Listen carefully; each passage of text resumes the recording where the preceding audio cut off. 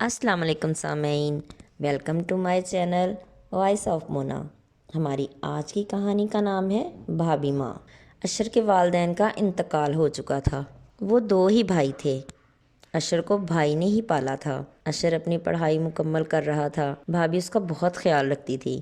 اشر کی بھابھی کی بہن کی شادی تھی، وہ ادھر جا رہے تھے۔ اشر کو بھی بھابھی ساتھ لے گئیں۔ شادی والے گھر میں کافی ہلہ گلا تھا۔ رات کو مہندی تھی اور خوب گانا بجانا چل رہا تھا۔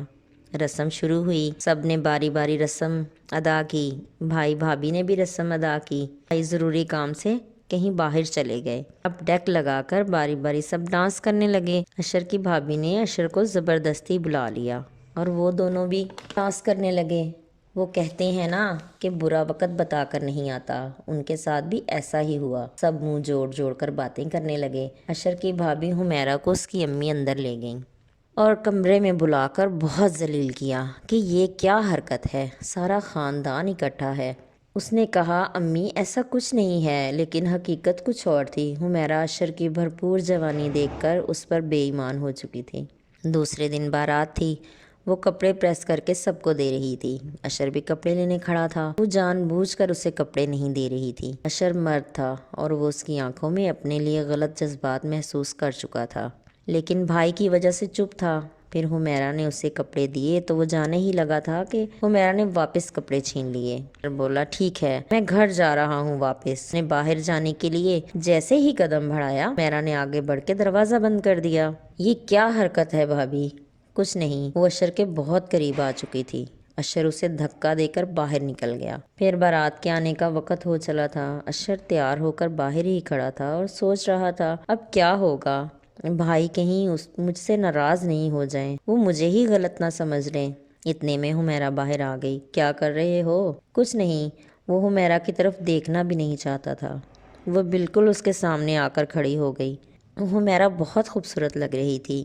بھابھی کچھ خدا کا خوف کرو، یہ کیا بد لحاظی ہے؟ اشر بہت لحاظ کر رہی ہوں، نقصان تو میرا ہے، تمہارا کیا جائے گا؟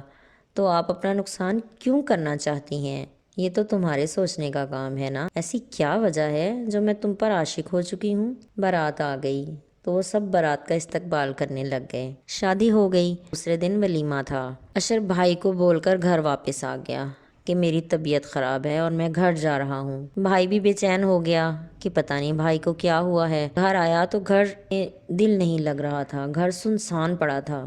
اس خیال سے ہی ڈر رہا تھا کہ اب بھابھی کے ساتھ اسی گھر میں رہنا پڑے گا۔ اسے سمجھ آ گئی تھی شادی کو 12-13 سال ہو گئے تھے اور بھائی کی کوئی اولاد نہیں تھی۔ شاید یہی وجہ تھی جو اس کی ماں جیسی بھابھی بدل چکی تھی، لیکن اشر دکھی تھا۔ اب کیا کروں، بھائی کو کیسے بتاؤں؟ پھر بھابھی گھر آ گئی۔ تم کیوں گھر آئے؟ وہ طبیعت خراب تھی۔ اچھا اب ٹھیک ہو؟ اشر کا دوست سعودی عرب میں رہتا تھا۔ رات کو اس نے اسے فون کیا کہ یار مجھے باہر بلا لو۔ اس نے وعدہ کر لیا۔ اب اشر جلد از جلد یہاں سے چلے جانا چاہتا تھا۔ وہ اپنے بھائی سے اپنا رشتہ کسی صورت خراب نہیں کرنا چاہتا تھا۔ اشر تیاری کرنے لگا۔ ابھی اس نے گھر میں نہیں بتایا تھا کہ وہ باہر جا رہا ہے۔ اس کا ویزا لگ گیا۔ جس دن صبح اسے جانا تھا، رات کو اس نے بھائی کو بتایا کہ میں صبح سعودیہ جا رہا ہوں۔ بھائی خوش ہو گیا، لیکن حمیرہ رونے لگی۔ کیا ضرورت ہے تمہیں باہر جانے کی؟ بھائی نے کہا ارے پاگل، اس کا مستقبل سنور جائے گا۔ اچھی بات ہے، اگر وہ باہر جانا چاہتا ہے تو اسے جانا چاہیے۔ اسے کیا پتا تھا کہ اس کی بیوی کیوں رو رہی تھی۔ حمیرہ نے بڑی کوشش کی لیکن اشر کو نہ روک سکی۔ اشر تیاری کرنے لگا۔ بیگ میں سارا سامان رکھا۔ اشر انتظار میں تھا رات ختم ہو اور وہ چلا جائے۔ خدا خدا کر کے صبح ہوئی، وہ لوگ تیار ہوئے، انہیں ایئرپورٹ پہنچنا تھا۔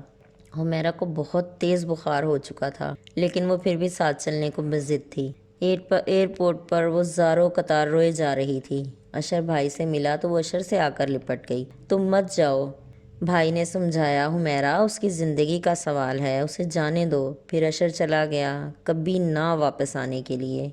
جاتے ہی اسے بہت اچھا کام مل گیا۔ بھائی سے روز بات کرتا۔ وہ خوش تھا کہ اس نے بھائی کے دل کو ٹھیس نہیں پہنچائی تھی۔ حمیرہ بھی اب سمجھ چکی تھی کہ اشر اس کی پہنچ سے بہت دور تھا۔ وہ ایک سچا اور اچھا انسان تھا۔ وہ چاہتا تو حمیرہ کا فائدہ اٹھا سکتا تھا، لیکن اس نے ایسا نہیں کیا کیونکہ اسے رشتوں کے تقدس کی سمجھ تھی۔